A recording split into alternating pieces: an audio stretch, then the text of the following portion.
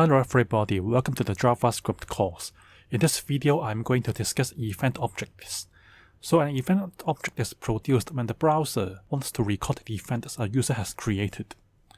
So we can actually pass an event object to an event handler function or an event handler object when we want to make some response according to the event object that collects a lot of data corresponding to the user input. Now, let us see the HTML file first. The HTML file has a number of elements. I have a title here, and then in the body part, I have a number of things.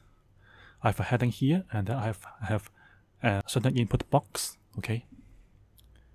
And after that, I have two divisions that I'm going to show you some content below the text box called text1, okay? And after that, I'm going to tell you the object handlers. So I have a certain text box called text2, and below it, I have a division that I'm going to show you some text in response to the event on the text box. Okay, so of course I have to link my JavaScript file called myscript.js to the HTML file, and the JavaScript file is put in the JS folder. Okay, so you can see the hierarchy of the files on the left-hand side. Okay, so let me go to the JavaScript file. In order for me to use the strict mode, I have to say use strict on the first line of the JavaScript program, okay? Then let us talk about an event object.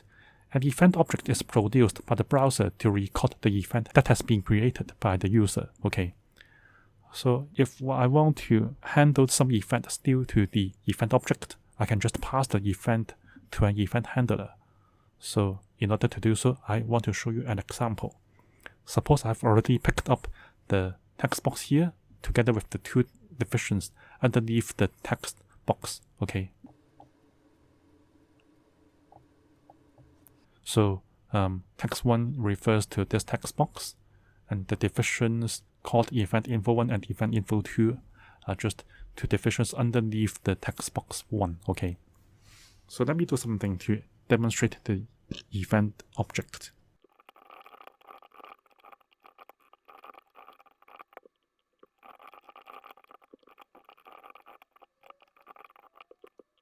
So I have two functions here.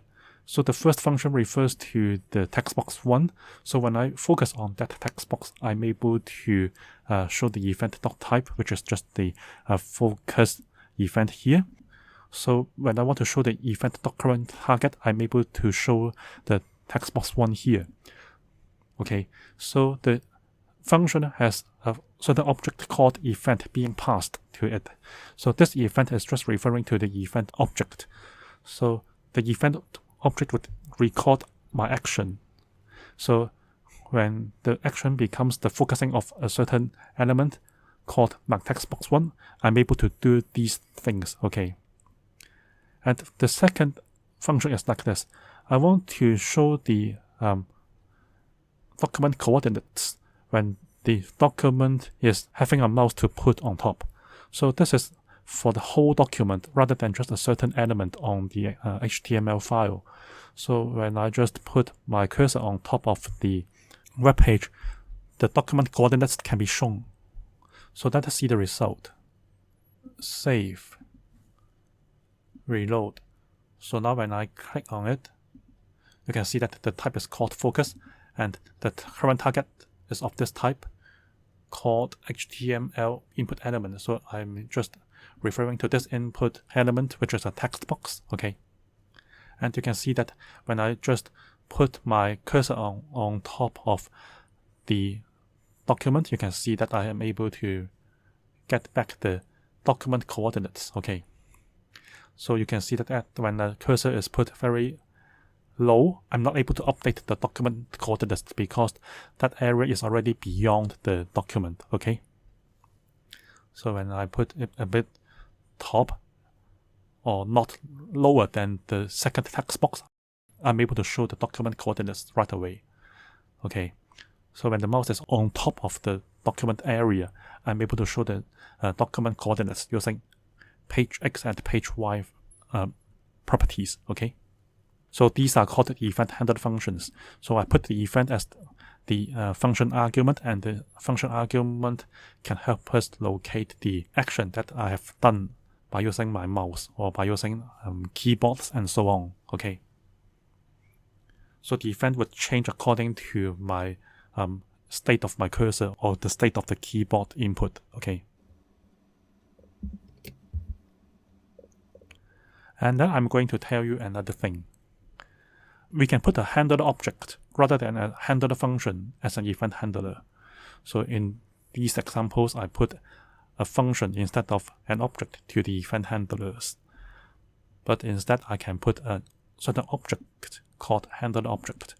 We can pass an event object to the handle event function, and the event object is passed as the argument of the handle event function. So I can use it to make the event handler work by using the event handler object. Or we can just create such an object from a custom class. So let us see an example to illustrate this idea to you. Now suppose I have two things here. I have a certain text box and I have a text info, which is just underneath the second text box. Okay. So how can I make use of these two things to illustrate the handle object? Let me show you my way.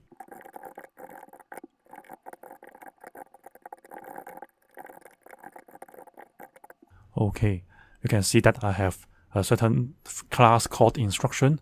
So that is a custom class, and the custom class is going to handle the event object by using the handle event function.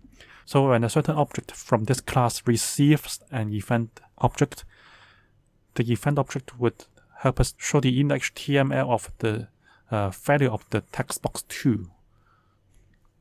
Okay, so the text box 2 is here, having no value right now.